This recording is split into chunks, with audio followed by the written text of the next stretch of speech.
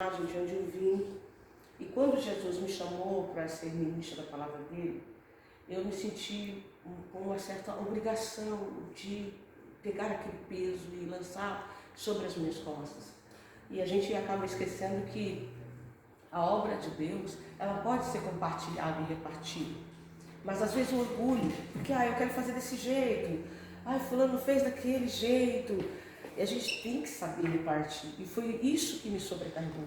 Ser mãe de 5 filhos que não são dependentes de si próprio. A ponto de dizer, mãe, oi, tem filha que sai do trabalho e precisa vir para minha casa, só para olhar para minha casa e depois ir embora, que é domingo. As outras, os netos sempre estão lá na minha casa. Isso é ótimo, é família, é o que Deus prometeu para mim quando Deus me tirou do crack. Porque eu fiquei 14 anos no crack, tive uma vida difícil. E quando eu vi que não era só a minha casa, era a minha vida, era a minha história. Deus deu ao Pedro, vamos dizer assim, a indulgência de cuidar de mim, por ser o líder, o cabeça da casa, depois de Cristo, por ser o sacerdote do lar. E eu disse, por que o Senhor não escolheu ele para pregar? Que eu tenho a ver com isso?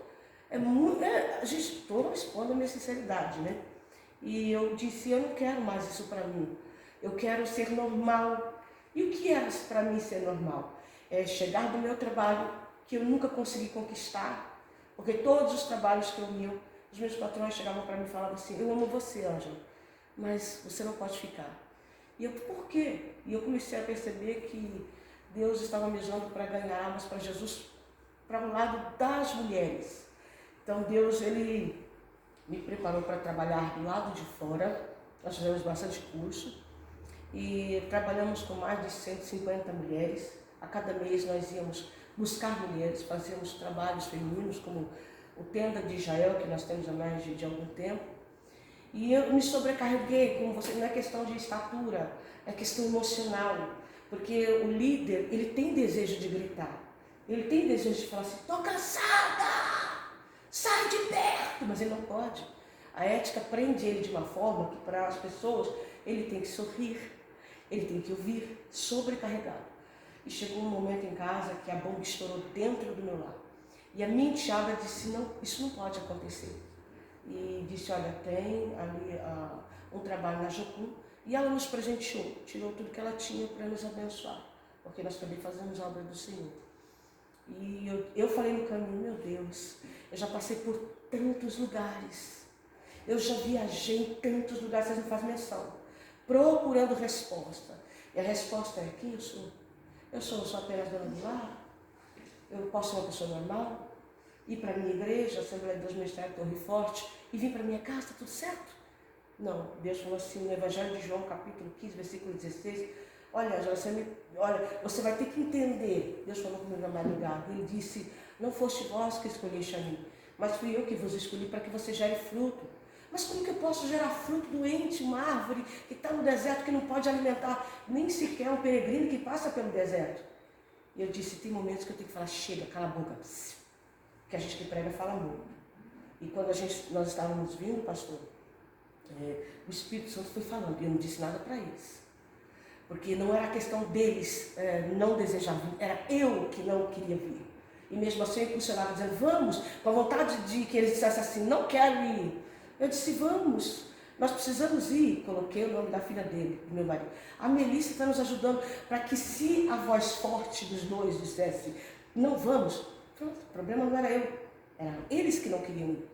Mas quando nós chegamos aqui, na metade do caminho, e Deus ministrava no meu coração, e a palavra que Deus ministrou no meu coração foi quando eu quero deixar isso para você, já termino, e disse assim, lá no livro do profeta, meu Deus do céu, Abacuque, quando Abacuque disse, Senhor, aviva a tua obra no meio dos anos, aí tem uma vírgula, e as notifica, ele estava dizendo, antes de avivar o povo para uma promessa, aviva os profetas porque eles estão morrendo. E o lugar sem profeta, sem profecia, não há caminho, o Senhor não terá como usá-los. Então aviva a sua obra sobre nós, no meio desse deserto e no meio desse castigo. E as notifica para que a nossa descendência possa lembrar de onde o seu povo foi tirado. Então, eu estou aqui para agradecer o pastor de verdade, do fundo do meu coração. Estou feliz. A primeira pessoa que eu tive encontro para conversar foi com a esposa dele, eu nem sabia. Estou igual tagarela falando com essa mulher. Quando o pastor disse, para quem não conhece a minha esposa, eu disse, não. Já entrei mal, gente. Mas enfim, agradeço. Senti muito, assim, olhe por mim, um desejo de um dia voltar aqui, fazer alguma coisa. E eu quero me comprometer levando um pouco dos livros, e eu prego em muitos lugares. E a primeira coisa que eu quero falar é aqui da Jocum do Paraná. Falar, passei por lá, e se vocês quiserem, vocês passem e serão restaurados. Eu e minha família estamos saindo daqui restaurados. Isso não nos impede de, quando nós chegarmos lá, as lutas elas se vêm, vou mostrar para você o caminho.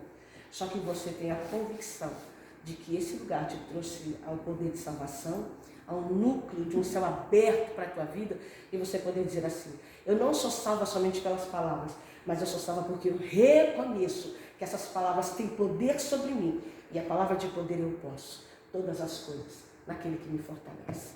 Então, pastor, obrigado, ore para que eu volte, mas eu quero voltar como uma missionária aqui, para trabalho, em nome de Jesus, né? Depois que o Cala nascer, amém, gente? Amei vocês, ó. Um beijo. Não vai ser saudade, vai ser até a próxima. Amém.